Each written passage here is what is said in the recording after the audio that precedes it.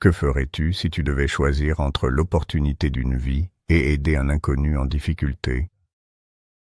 La plupart d'entre nous couraient vers leurs rêves, de peur de les perdre. Mais pour Jacob Wells, un père célibataire qui jouait tout, ce choix s'est présenté un matin d'orage et a changé sa vie à jamais. Ce qui s'est passé ensuite te fera remettre en question la véritable signification du succès.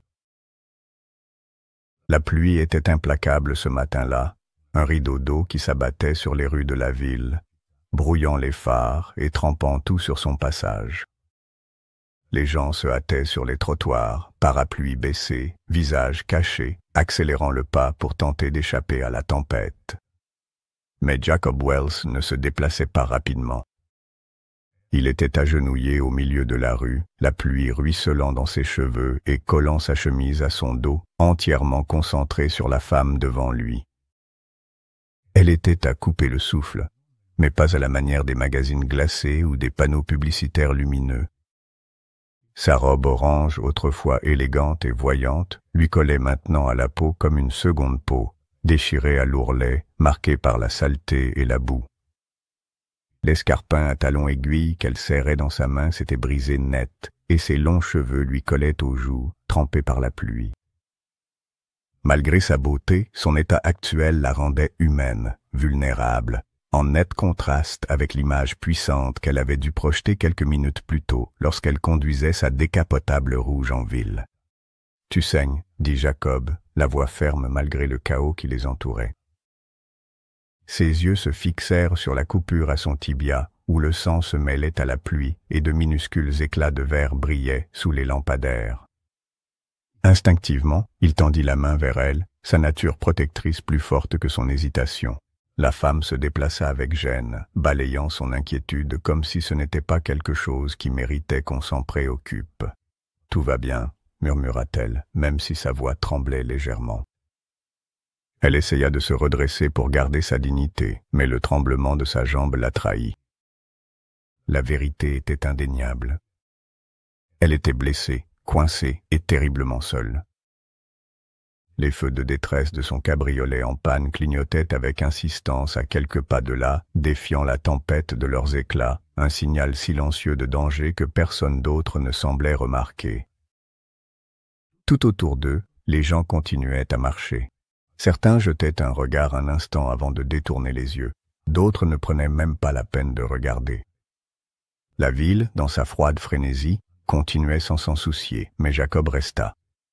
Il ne voyait pas une femme riche dans une robe coûteuse. Il voyait une personne qui souffrait et il ne pouvait pas partir. Il la soutint d'une main, son geste ferme mais attentionné, et se pencha pour mieux examiner sa blessure. « Il y a du verre à l'intérieur », murmura-t-il en fronçant les sourcils. « Tu dois t'asseoir avant que ça n'empire. » Ses yeux le scrutèrent rapidement.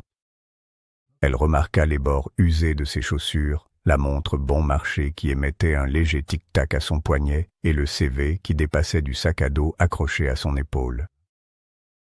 Il se dirigeait clairement vers quelque chose d'important, et pourtant il était là, agenouillé sous la pluie. « Tu es pressé », observa-t-elle d'un ton sec mais curieux. Il acquiesça en essuyant l'eau de son front.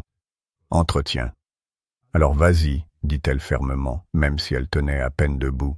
« Ne gâche pas ta chance à cause de moi. » Mais Jacob ne bougea pas. Il n'était pas comme ça.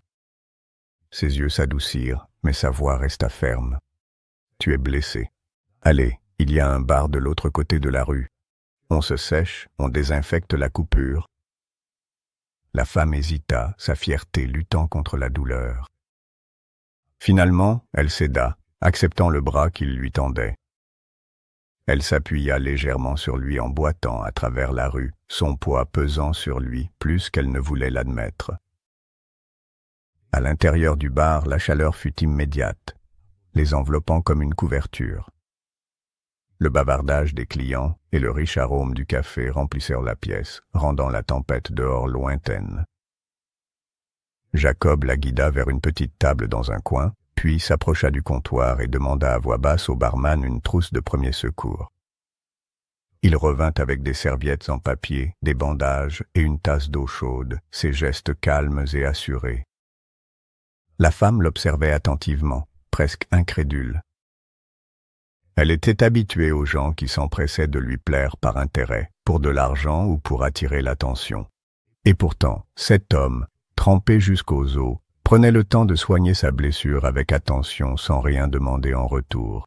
« Tu es en train de perdre quelque chose d'important en ce moment, » dit-elle finalement en scrutant son visage. « Je peux le comprendre. » Il esquissa un faible sourire, même si la fatigue dans ses yeux était indéniable. « Oui, l'entretien de ma vie, un poste de directeur à la Stratus Corporation. Je me prépare depuis des mois. » Ses sourcils se haussèrent de surprise. « Et tu as simplement tout laissé tomber pour m'aider, moi ?»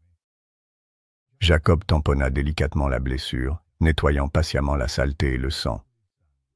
Il a haussé légèrement les épaules. « Tu semblais avoir besoin de quelqu'un. Ma fille a 6 ans. Je lui dis toujours de faire ce qui est juste, même quand ce n'est pas facile. Je ne peux vraiment pas lui enseigner cela si je ne le vis pas moi-même en premier. » Pour la première fois, l'expression de la femme s'adoucit. Ses yeux scrutèrent son visage et sa voix devint plus basse. « Tu es un père célibataire ?» Il acquiesça, le regard un instant perdu dans le vide. « Je l'élève seule depuis qu'elle a 2 ans. C'est pour elle que j'ai postulé à ce travail. Je veux lui offrir une vie meilleure que celle que j'ai pu lui donner jusqu'à présent. Elle le mérite. » Un long silence s'installa entre eux. Le café semblait disparaître en arrière-plan. Les bavardages, le tintement des tasses, la tempête contre les fenêtres. Rien de tout cela n'avait d'importance à ce moment-là. La plupart des gens ne se seraient pas arrêtés, dit-elle finalement, presque pour elle-même. La plupart des gens ne se sont pas arrêtés, répondit Jacob avec un léger sourire. Mais cela ne veut pas dire que je ne devais pas le faire. Elle baissa les yeux sur sa jambe, maintenant bien bandée, puis les releva vers lui.